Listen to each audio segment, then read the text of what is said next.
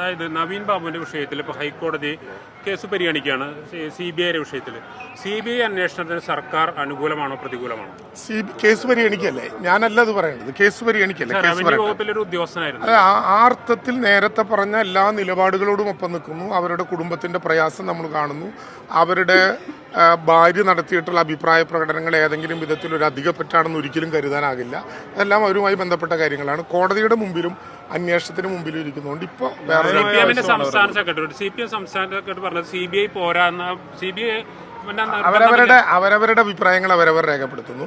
സർക്കാർ നേരത്തെ മുതൽ ADM-നോടൊപ്പം ഉണ്ട് എന്ന് പ്രഖ്യാപിച്ചിട്ടുണ്ട്. അന്വേഷണം കൃത്യമായി പോകുന്നു എന്നാണ് നിലപാട്. എന്നാലും ആ കാര്യത്തിൽ അവരുന്നയിച്ച കാര്യങ്ങളെല്ലാം പരിശോധിക്കാൻ കഴിയുന്ന വിധത്തിൽ പരിശോധിക്കും.